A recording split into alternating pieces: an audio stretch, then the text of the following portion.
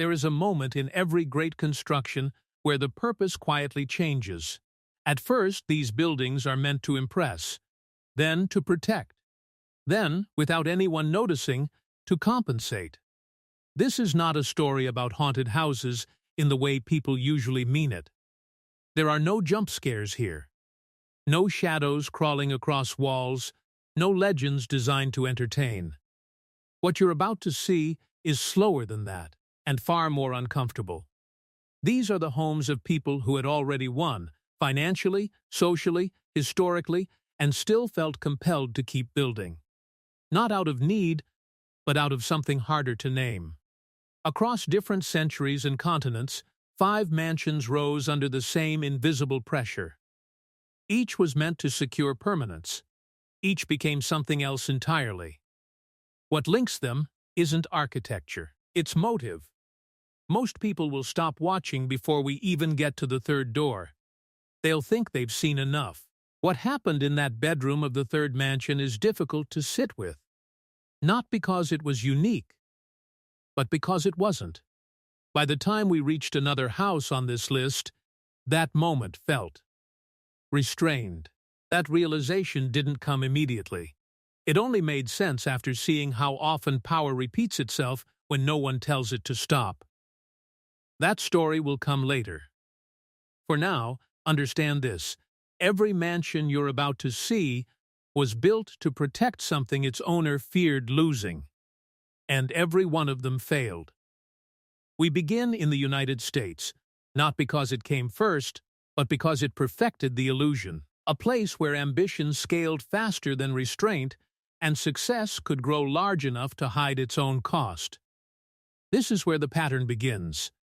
Every one of these structures was built at a moment when its owner believed they were protecting a legacy. A name. A bloodline. A future version of themselves. And in every case, the building outlived the stability it was meant to preserve. Some collapsed financially.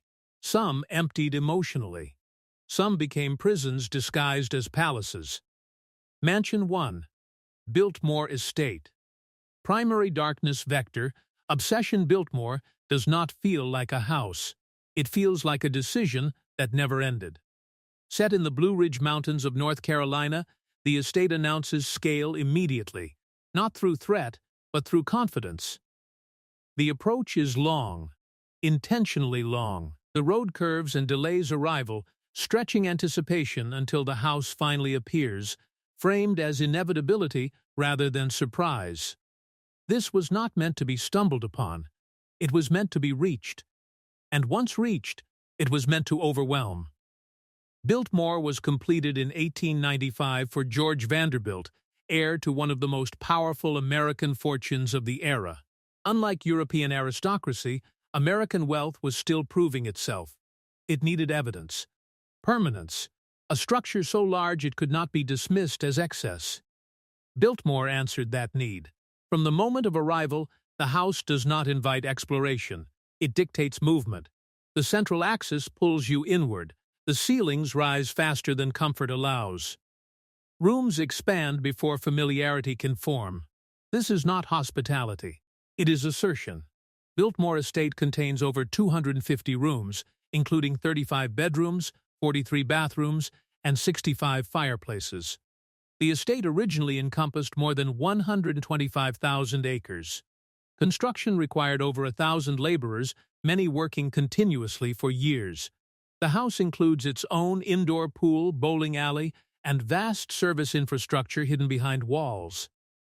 This was not a home built to adapt. It was a home built to conclude the conversation. George Vanderbilt did not need Biltmore to survive. He needed it to finish something. In an era of accelerating industrial wealth, there was no natural endpoint. Fortunes grew without closure. Biltmore attempted to create one. An architectural full stop. Enough land. Enough rooms. Enough permanence. But obsession rarely recognizes completion, because once something exists at this scale, it demands justification through use. The estate's construction strained finances long before it strained bodies. Vanderbilt spared little expense.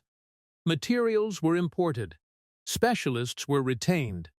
Deadlines slipped. Costs escalated. The workforce lived nearby in temporary housing. Injuries were common. Exhaustion was normalized. The mountain climate added another layer of difficulty. The estate was not cruel. It was indifferent. And indifference at this scale consumes quietly. When Biltmore was finally completed, it worked. The house functioned exactly as designed. Guests were impressed. Events were hosted. The estate became a symbol of American aspiration. But something subtle happened. The house did not fill. Rooms were used briefly, then left dormant. Wings were maintained without being lived in. Fires were lit in spaces no one occupied, because the system required balance. Biltmore did not respond to need. Need responded to Biltmore. What follows is a fictional reconstruction, not a historical claim. It reflects documented estate routines, schedules, and the psychology of obsessive completion. Every morning, the same circuit is walked. Not for pleasure, for verification.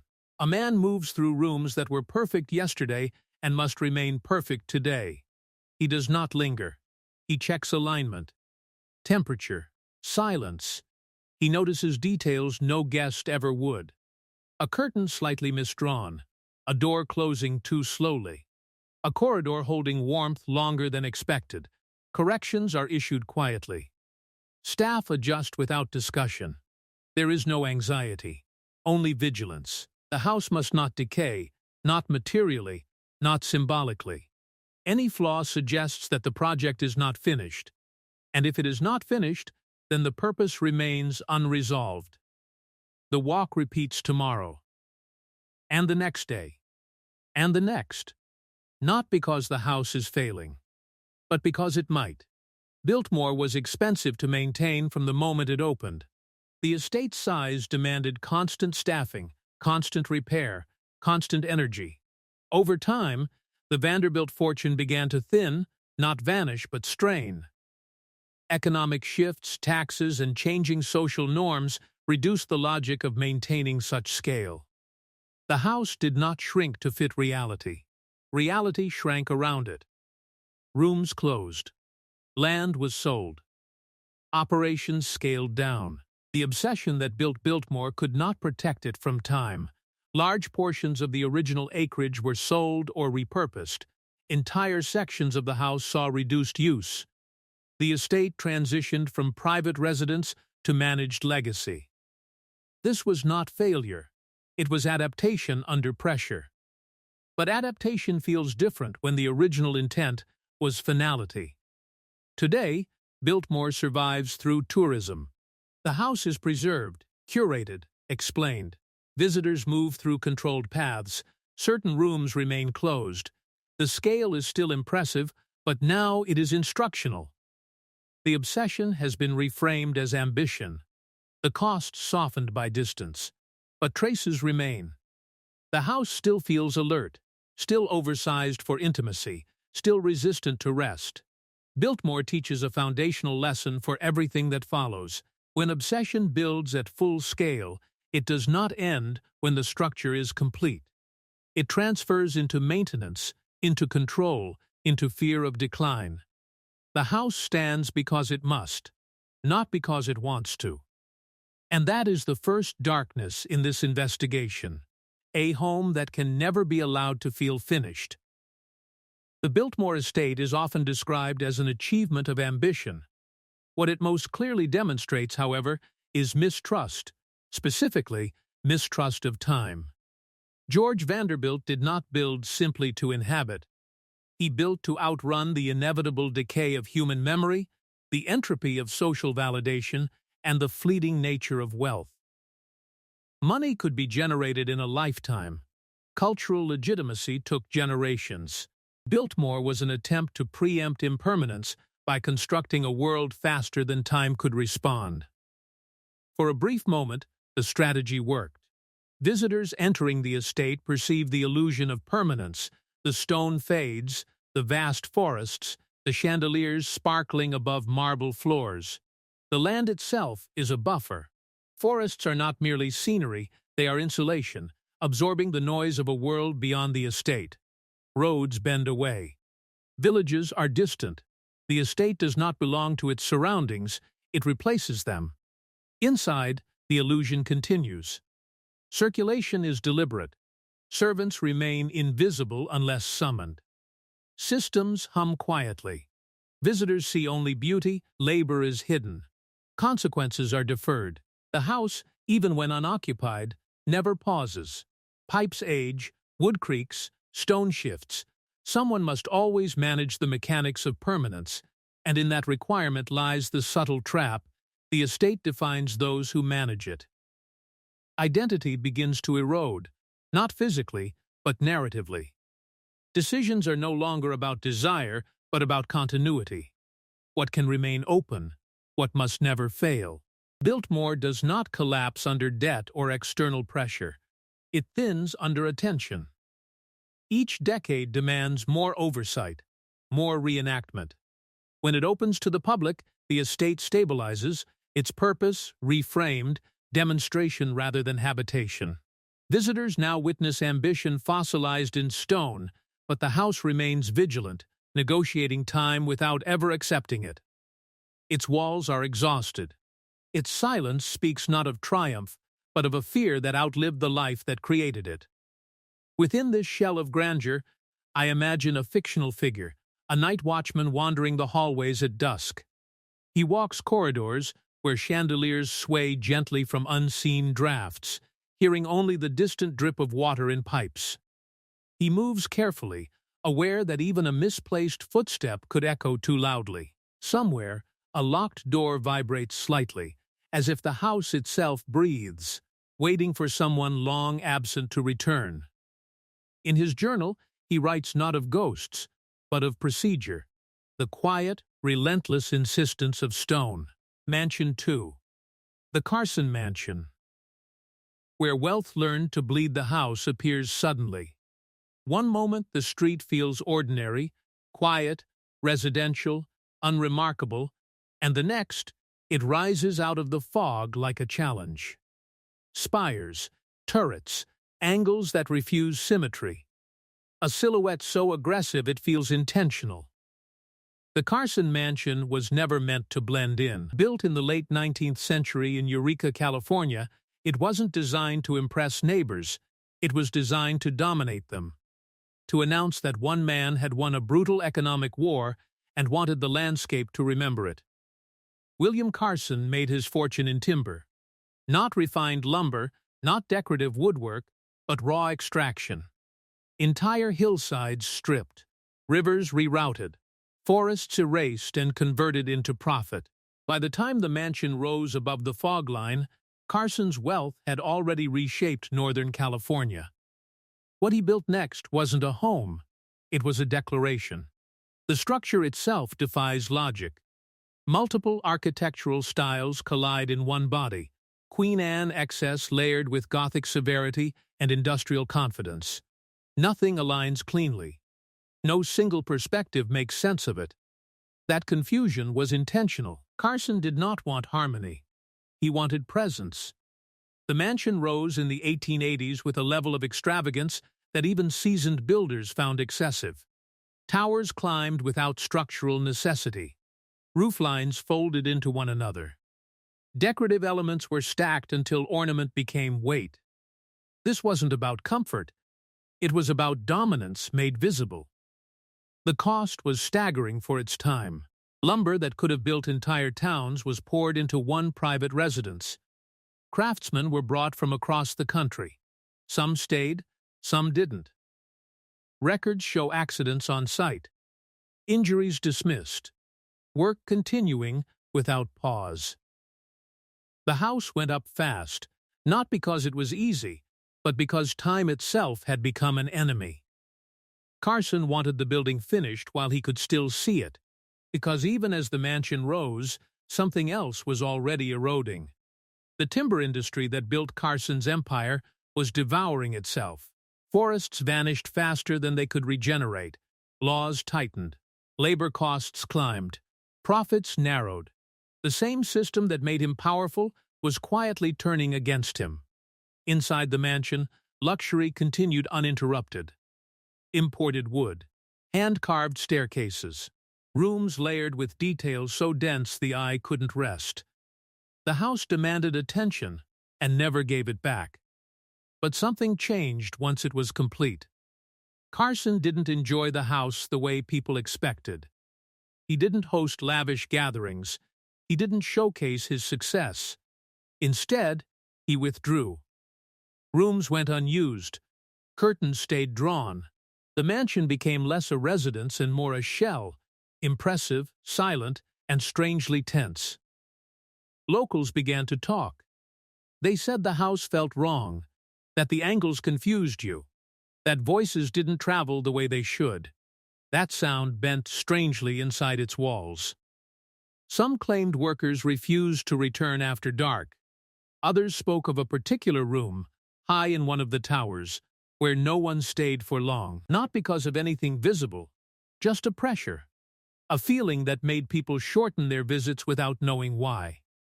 There are no official records of deaths inside the house, but there are records of men leaving, abruptly, quietly, without explanation. Carson himself didn't enjoy the house for long. His health failed rapidly. He died less than a year after the mansion was completed. The timing was impossible to ignore. After his death, the house changed hands, but never truly found a purpose. It was too large for private living, too idiosyncratic for public use. Every attempt to redefine it seemed to stall. And yet, it remained standing, preserved, polished, maintained, not because it was loved, but because it was too expensive to dismantle and too uncomfortable to inhabit. Over time, the mansion's reputation shifted. Tour guides spoke in lowered voices. Visitors reported a strange compression in the air, as if the house were pressing inward. Photographs showed distortions that couldn't be easily explained. Skeptics dismissed it as architecture playing tricks on perception. But even skeptics agreed on one thing: the place felt wrong. What makes the Carson Mansion unsettling isn't a ghost story or a single tragedy. It's the pattern. A man builds beyond necessity. The environment bends to accommodate him. The structure outlives its purpose. And the cost is paid slowly, in ways that never make headlines. By the time people began asking what the mansion had taken, it was already too late to trace the damage back to a single moment. Because the truth is quieter than myth. The Carson Mansion didn't consume lives in a single night. It consumed them over time, through labor, through obsession, through the quiet erosion of meaning. And that makes it far more unsettling than any story of haunting. Because the house still stands, and it is still doing exactly what it was built to do. Which is why the next mansion on this list feels so different. Because the next one didn't drain its owners slowly. It broke them.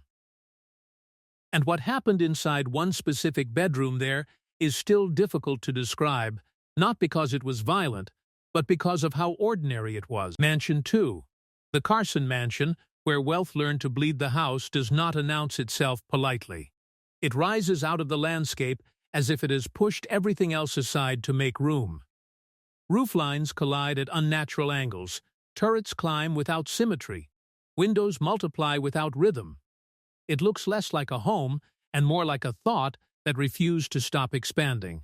This was never meant to be comfortable. It was meant to be seen. The Carson Mansion was built in the late 19th century, during the final surge of America's industrial hunger. The country was expanding westward, devouring land, forests, and labor with equal appetite. And at the center of that expansion stood William Carson, timber magnate, industrialist, and one of the wealthiest men on the Pacific coast. His fortune did not come from invention or innovation. It came from extraction. Forests were stripped bare. Rivers were rerouted. Entire hillsides were reduced to inventory. Where others saw wilderness, Carson saw raw material.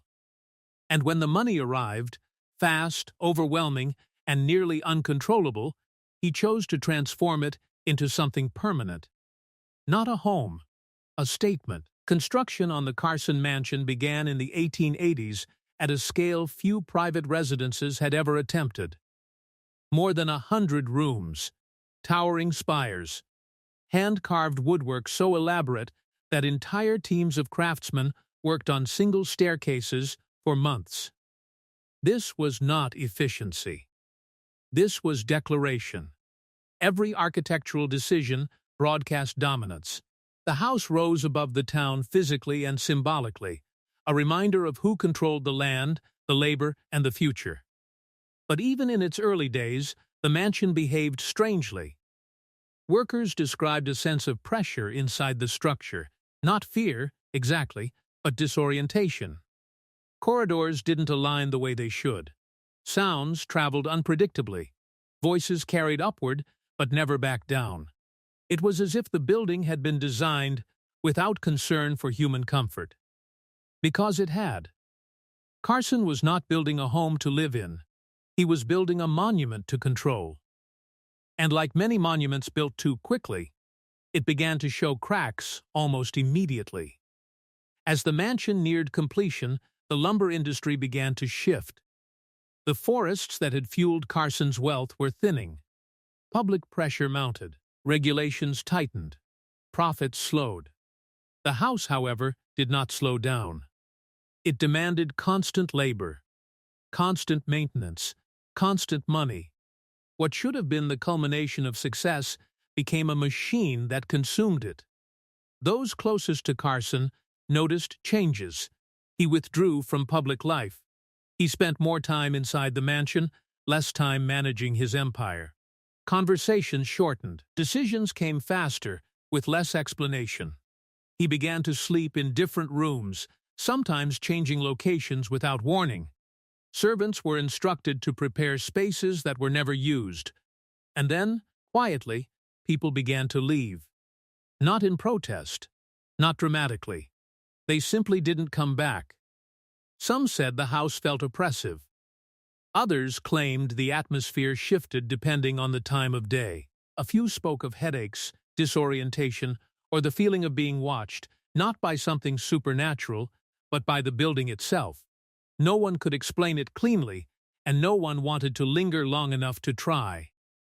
Then, just a few years after the mansion's completion, William Carson died. Not violently, not unexpectedly, but abruptly enough to leave his empire unstable. What followed was not collapse, at least not immediately. The house remained. The staff remained. The lights still came on at night. But something fundamental had changed. Without its creator, the mansion felt unfinished, as though it had been waiting for instructions that would never arrive. Rooms went unused. Maintenance became selective. Entire wings closed quietly, one by one. The structure that once symbolized dominance now demanded preservation. And preservation is expensive. As decades passed, the mansion's purpose eroded. It became a landmark rather than a home, a curiosity rather than a residence. A place people visited but did not inhabit, yet it never lost its tension. Visitors reported a persistent sense of imbalance, a feeling that the building was leaning inward on itself. Tour guides learned which rooms to linger in and which to move through quickly. There were no official records of tragedy inside the mansion. But there were stories. Stories of workers refusing certain areas. Stories of objects found moved without explanation. Stories of rooms that felt wrong, not frightening, just wrong. The most unsettling detail, however, wasn't supernatural. It was architectural. The mansion was never meant to last in this form. Its materials were chosen for appearance, not endurance. Its layout prioritized impact over function. Its scale outpaced its foundation. In other words, it was designed to be impressive, not sustainable. Which is why it survived not as a home, but as a warning. Today, the Carson Mansion stands preserved, photographed, admired. Its silhouette appears in history books and documentaries. It is praised as a masterpiece of Victorian excess. But look closely, and something becomes clear. This was not a house built for living. It was a monument to a moment. A moment when wealth believed itself untouchable. And when that moment passed, the house remained, heavy with the cost of believing too long in permanence. Because the real damage wasn't structural, it was psychological. A man built a monument to his own success and discovered, too late, that it required more of him than it could ever give back. And that is why this mansion belongs on this list. Not because it is haunted, but because it shows what happens when ambition builds faster than meaning. And because what comes next on this list makes this story look restrained. USA If Biltmore is mistrust of time, Carson Mansion is the triumph of assertion without adaptability. The structure is a monument to extraction, timber removed until resistance arrived, dominance asserted until balance dissolved. Ornament crowds ornament. Towers interrupt each other's sightlines. Roof lines climb upward, as if height alone proved success. Nothing resolves. Nothing concludes. Inside, movement is disorienting. Corridors bend unpredictably. Rooms compress and expand. The mansion does not accommodate people, it dictates them. Posture, pacing, and attention are molded by the environment. Endurance replaces comfort. Here, the psychological weight of overbuilding is tangible. As external circumstances, forests thinned, profits slowed, shifted, the mansion persisted unchanged. Without external context, its logic turned inward. Maintenance itself became the target of extraction. More reinforcements, more repairs, more control over trivialities. In a fictionalized scenario, a caretaker wanders the attic at midnight. He counts the countless finials on the roof lines and notes the uneven creak of the floorboards. He senses the mansion's appetite for control. Rooms demand cleaning. Ceilings demand inspection. Corridors demand attention. Outside, the forest thins under storms, but the house insists on dominion. Visitors snap photos on the porch, but rarely venture inside. The mansion tolerates observation, not presence, a monument without momentum. Mansion 3, Mentmore Towers, England, primary darkness vector, death bodily cost. Mentmore Towers does not announce itself as dangerous. It sits on elevated ground, symmetrical and composed, as if designed to reassure rather than intimidate. From a distance, it resembles certainty, order imposed on landscape. Even its name avoids menace. Towers suggests elevation, not confinement. That calm is misleading. The house was completed in 1854 for Baron Meyer de Rothschild, at the height of Victorian confidence. It was not built in response to fear or scandal. It was built to display arrival. Wealth made architectural, permanence expressed through stone. And yet, when you trace what happened inside Mentmore, not rumors, not legends, but bodies, schedules, and medical realities, the house begins to feel less like a residence and more like an instrument designed to manage decline. Mentmore Towers contained more than 100 rooms, arranged across multiple floors with strict functional separation. The estate covered over 4,000 acres at its peak.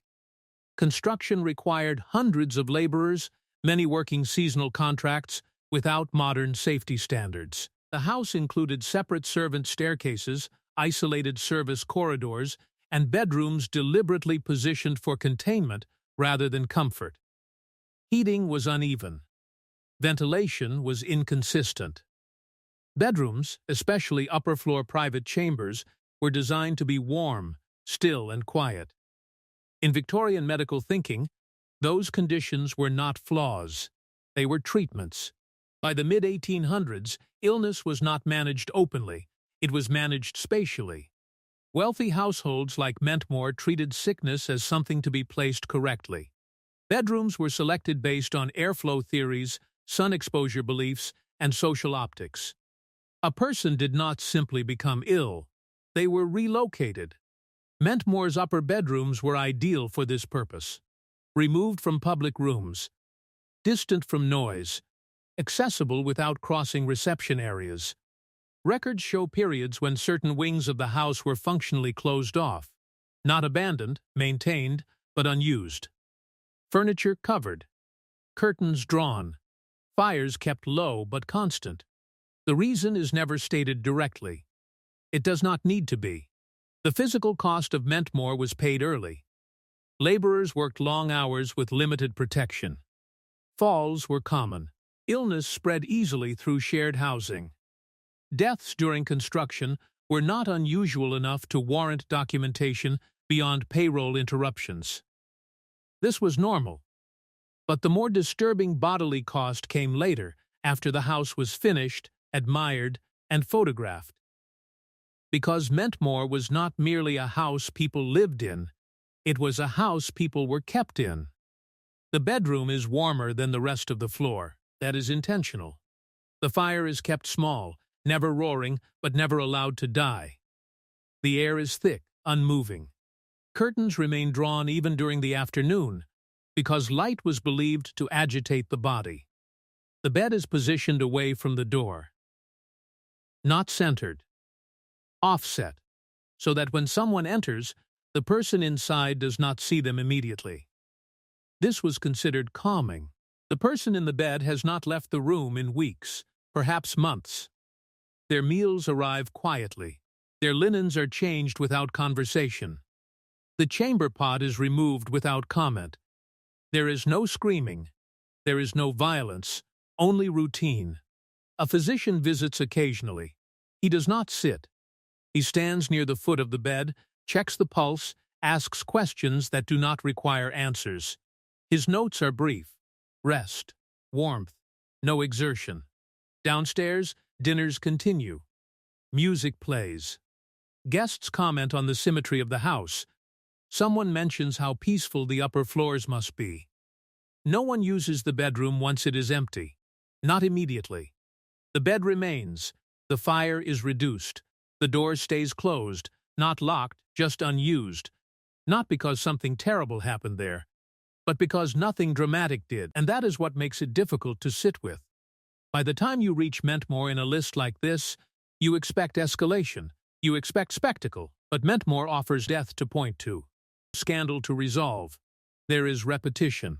The same medical logic applied across households, the same architectural responses, the same quiet erasures.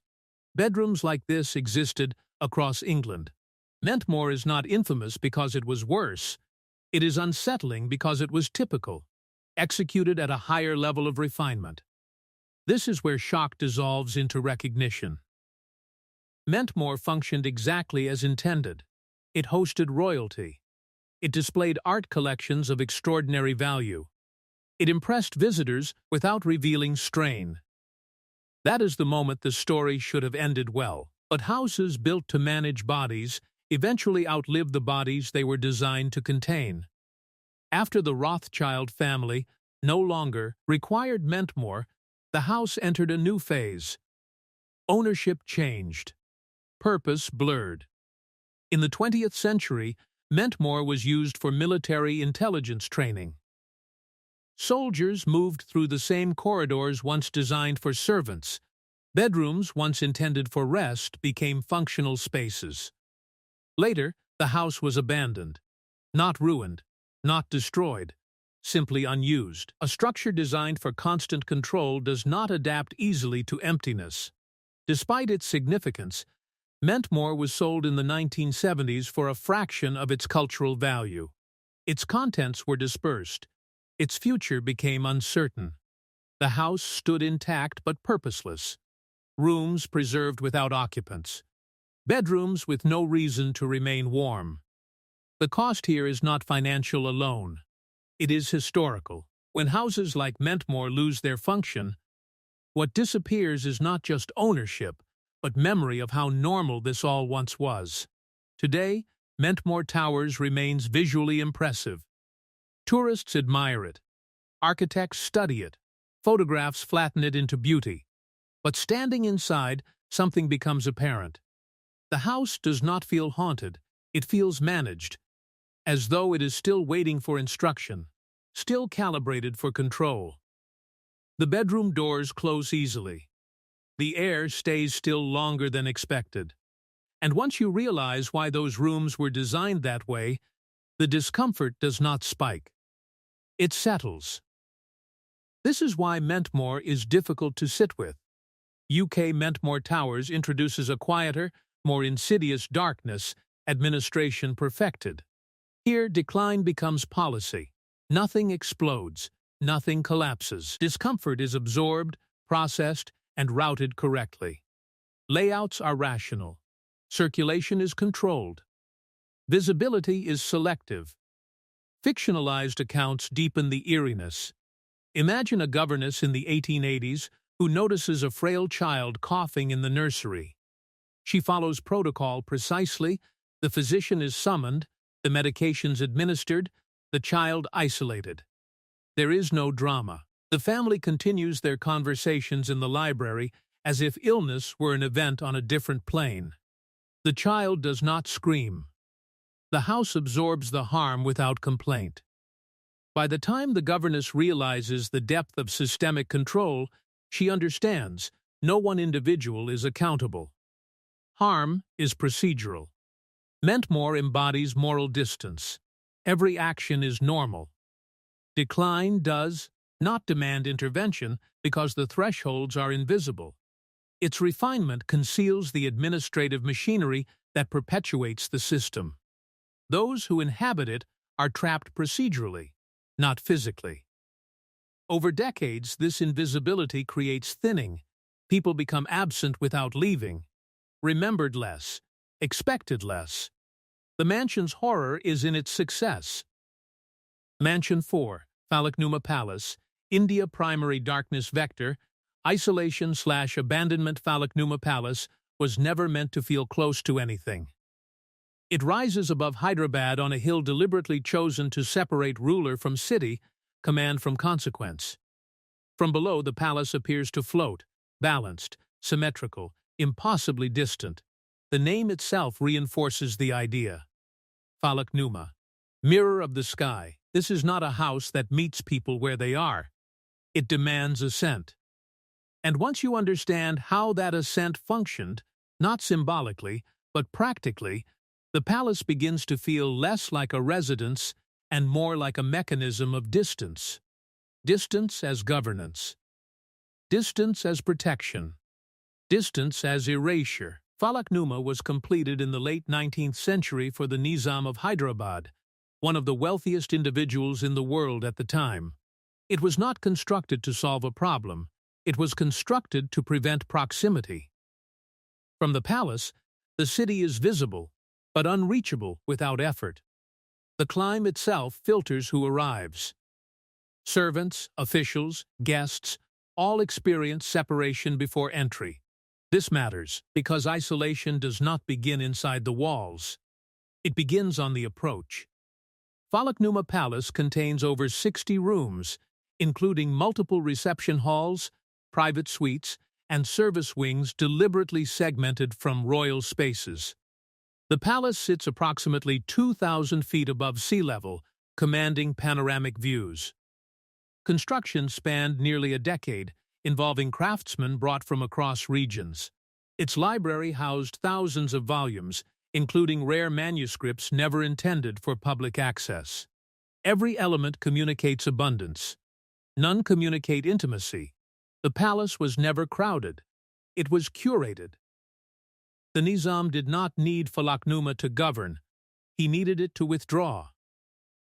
By the time Falaknuma was completed, power was already shifting. Colonial pressure, administrative complexity, and internal court politics made physical distance valuable. The palace offered a solution: visibility without accessibility. From Falaknuma, one could see everything and be reached by almost no one. Isolation here was not loneliness. It was insulation. The palace was built through layered labor hierarchies. Craftsmen worked in isolation from one another, assigned to specific sections without knowledge of the whole. Servants' quarters were positioned for rapid response but minimal presence. Silence was engineered. Footsteps were absorbed by thick carpets. Voices dissipated through high ceilings. Bedrooms were positioned so sound traveled upward, away from living quarters. The palace does not echo. It absorbs. The bedroom sits at the far end of a private corridor. Not centrally placed. Not easily reached. The ceiling is high enough that sound rises and disappears. The bed is low, wide, and positioned so that the occupant faces windows overlooking the city, but cannot hear it. Even at night, the city is visible. Lights flicker. Movement continues. None of it reaches the room. Servants enter without announcement, trained to move without sound.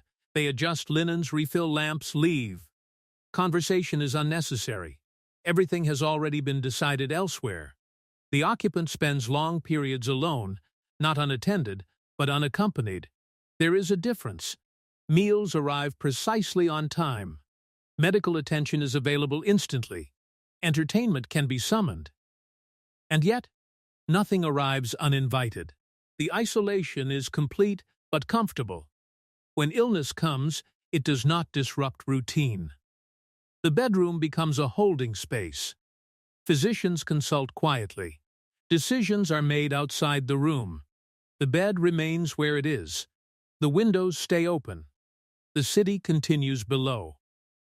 At some point, the bedroom stops being a place one leaves, not because of force, but because there is nowhere else to go. Falaknuma does not shock with decay. It overwhelms with preservation. There are no visible scars, no ruined wings, no obvious tragedy. The palace appears serene, controlled, almost benevolent. But isolation at this level does not announce itself as harm. It presents as refinement. This is why it retains power. The separation is so complete that it becomes invisible to the occupant and the observer alike. Falaknuma is often described as a retreat, a place of rest. But retreats end. Suspensions do not. As time passed, the palace was used less frequently. Governance shifted. The city grew outward and upward. Roads improved. Proximity returned, everywhere except Falaknuma.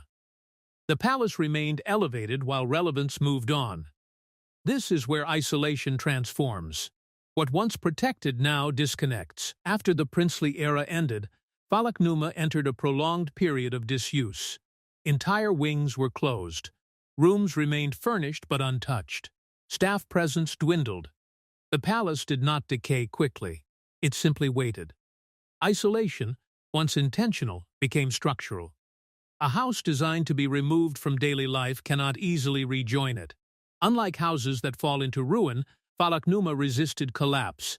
Its materials endured. Its layout preserved itself. But abandonment leaves different marks. Dust settles evenly. Doors remain closed because there is no reason to open them. Bedrooms retain their shape but lose purpose. Rooms built to isolate individuals now isolate themselves. This is not destruction. It is suspension extended too long. Falaknuma was eventually restored and repurposed, its surfaces polished, its history curated, isolation reframed as luxury.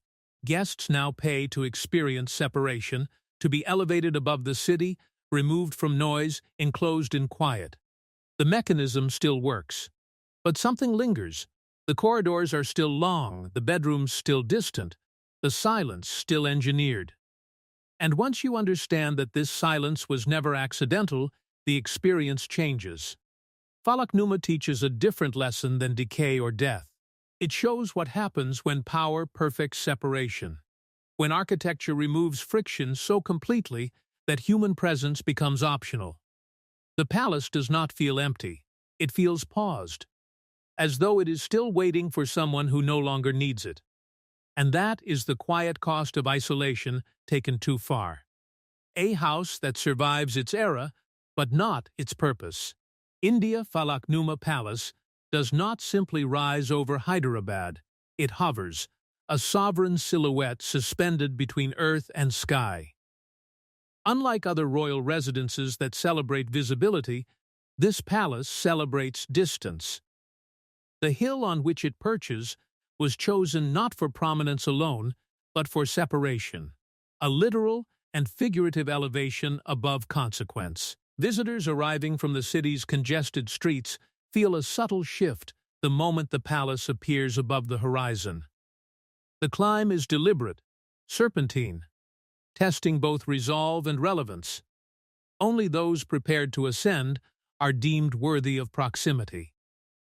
Completed in the late 19th century for the Nizam, Falak Numa's construction reflects both opulence and orchestration. Marble staircases curve gently upward, but they are not merely aesthetic. They regulate attention, controlling who moves and how. Windows along the ascent are placed to reveal fragments of the city below, teasing the observer with glimpses of life they cannot reach. The palace's name, Falak Numa, Mirror of the Sky, is no accident. The architecture invites reflection, not on the Nizam, but on the very concept of presence. One does not enter to inhabit, one enters to witness absence. Within, the palace contains over 60 rooms, each an exercise in curated distance. Reception halls, enfilades of crystal chandeliers, and private suites are orchestrated for selective engagement. Servants operate under invisible choreography, stepping lightly on carpets so thick they mute sound. Bedrooms are tucked into far wings, windows framing panoramic cityscapes that cannot intrude on sleep. Here, isolation is surgical. Everything is within reach, but nothing reaches you. Meals arrive silently. Lamps are refilled without conversation. The palace communicates its intent not by exclusion, but by refinement. The silence itself becomes a barrier. Falak Numa's library, with its rare manuscripts and leather-bound volumes, further emphasizes this distance. Knowledge exists, but only for those who make the effort to ascend, not just the hill, but the social hierarchy itself. Craftsmen were similarly isolated during construction, each assigned only a fragment of the whole. The palace, in essence, was built as a network of separations, each layer reinforcing the next. This is not decadence, it is deliberate invisibility. Even time seems to bend within its walls. Days pass in structured quiet, unmarked by the ordinary rhythms of human chaos. Isolation becomes more pronounced when the palace is abandoned. Wings shuttered, corridors echoing faintly only with drafts, the palace preserves itself like a relic in suspended animation. Dust forms a uniform layer, the Nizam's rooms remain immaculate but purposeless. The city continues to thrive below, unaware, while Falak Numa remains poised as a monument to a system that outlasted its human intent. Restoration eventually brings back its grandeur, but the original mechanism of separation, the calculated choreography of presence and absence, remains intact. Visitors now pay to experience the subtle oppression of refinement, to feel the distance the Nizam once curated.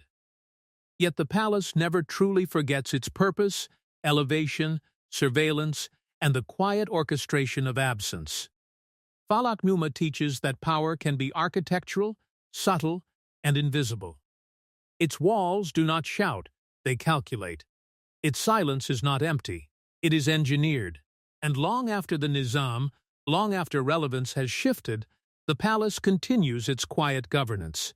A reminder that isolation, perfected, becomes a self-sustaining system, capable of outliving both its occupant and its era.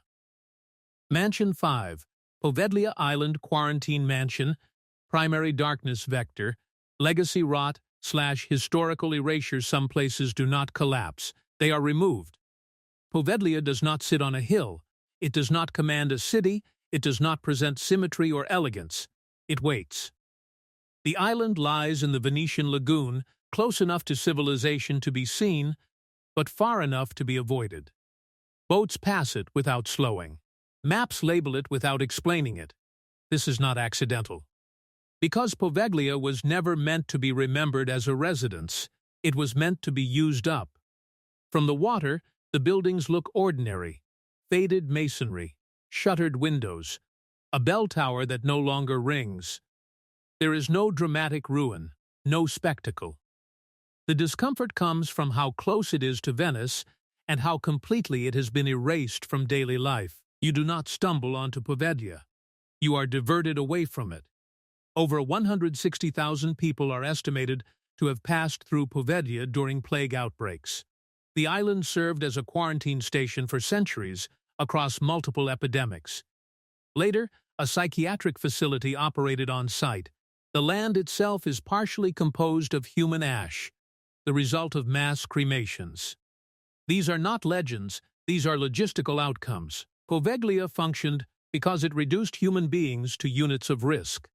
Unlike the other mansions in this documentary, Poveglia had no single patron.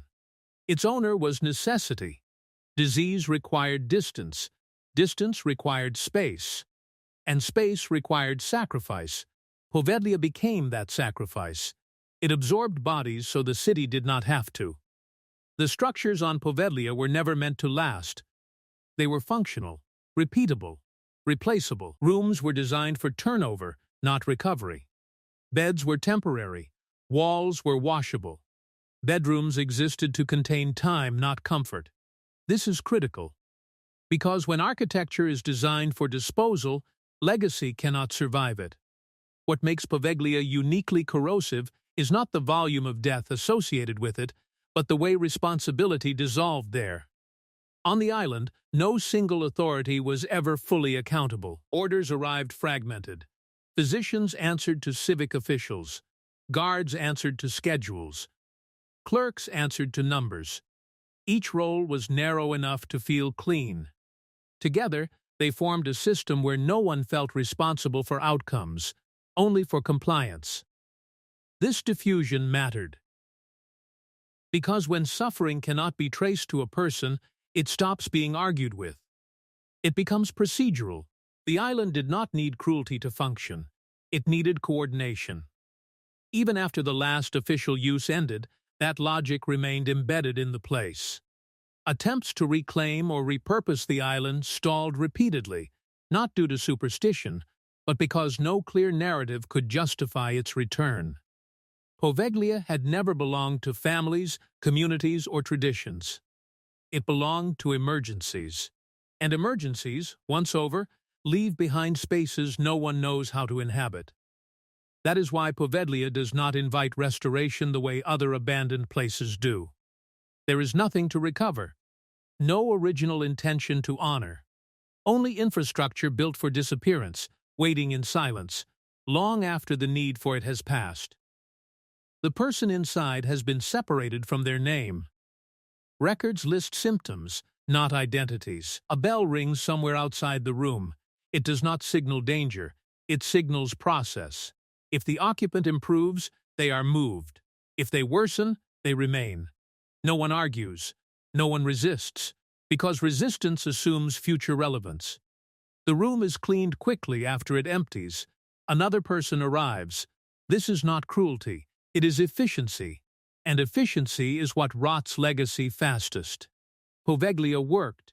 Venice survived multiple outbreaks in part because of places like this. That is the uncomfortable truth. But survival demanded forgetting.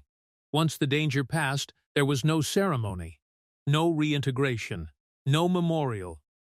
The island remained, full of residue, empty of narrative. When the psychiatric hospital opened later, it did not contradict the island's purpose. It extended it.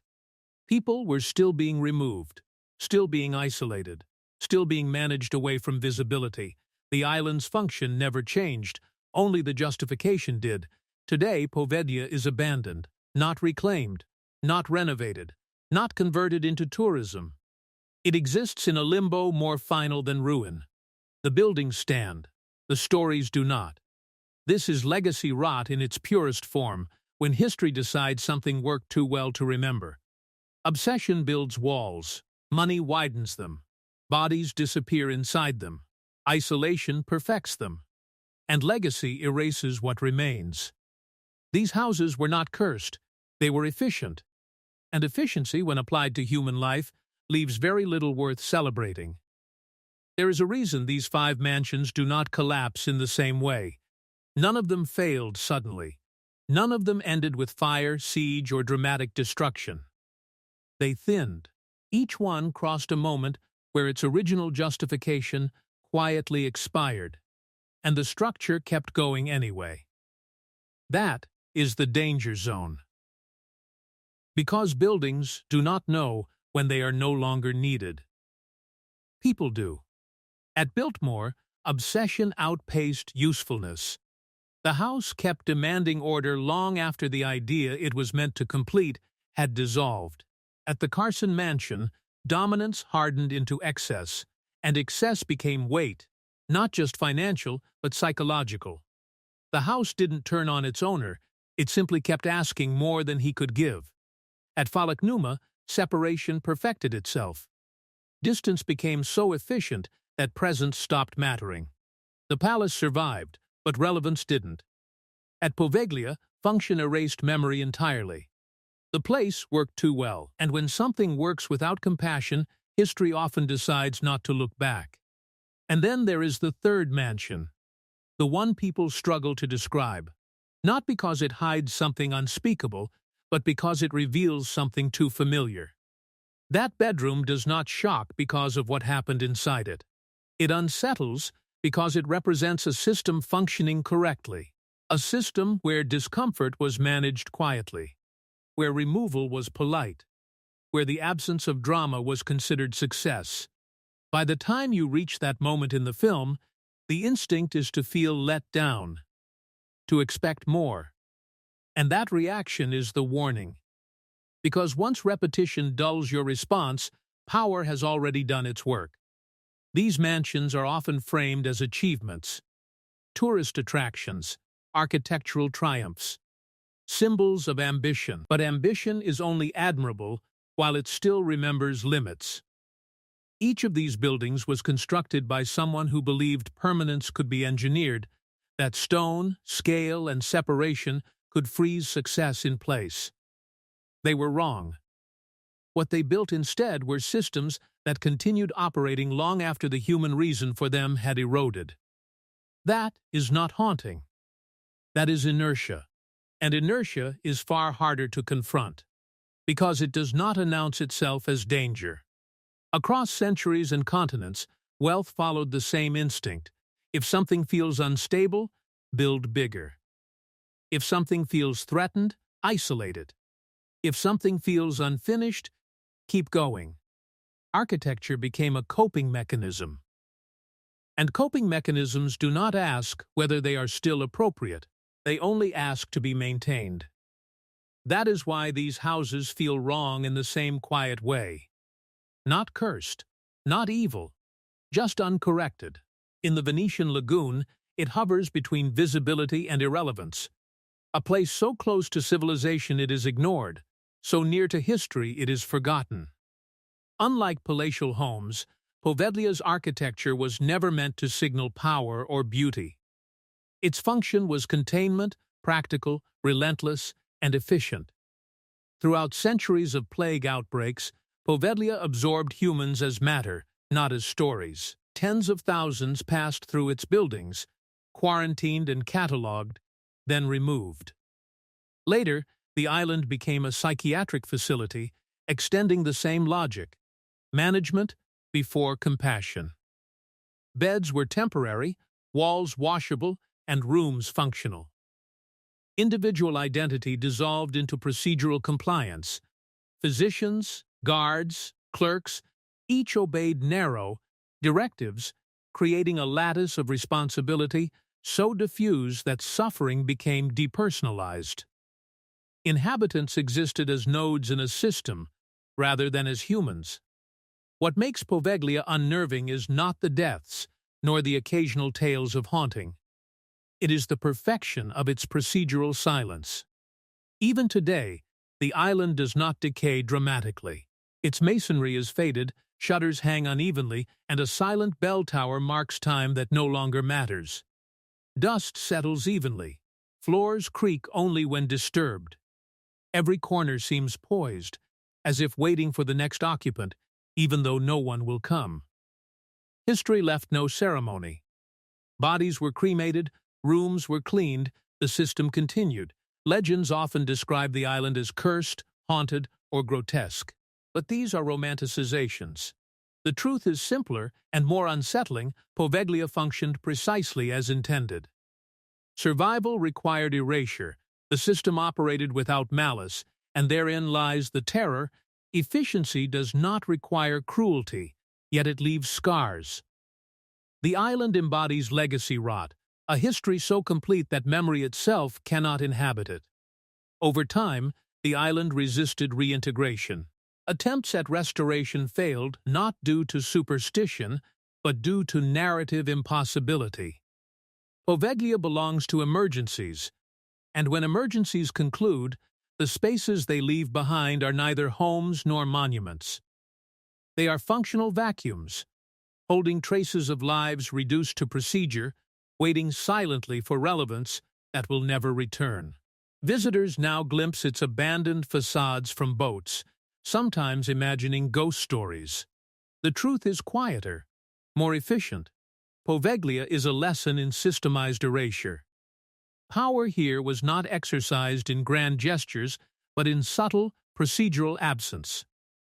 Every order, every movement, every room functioned to ensure survival at the cost of human narrative. Its horror is not in spectacle, but in recognition. The island worked, and its efficiency obliterated memory. History survived, but humanity as a personal story did not. Poveglia is not haunted. It is remembered in the absence it leaves, in the silence of operations perfected. Standing on its shores, one does not feel the weight of terror, but the calculated precision of erasure, a space where function outlasts life, and memory becomes the ultimate casualty of efficiency. Most people think the lesson here is about excess. It's not. The lesson is about permission. Every one of these structures outlived the moment when someone should have said, "This is enough." No one did. And so the buildings kept standing, not as shelters, but as reminders of what happens when power never meets resistance. If this documentary changed how you look at old houses, not as haunted spaces, but as systems, then you already understand what this channel is about. Subscribe.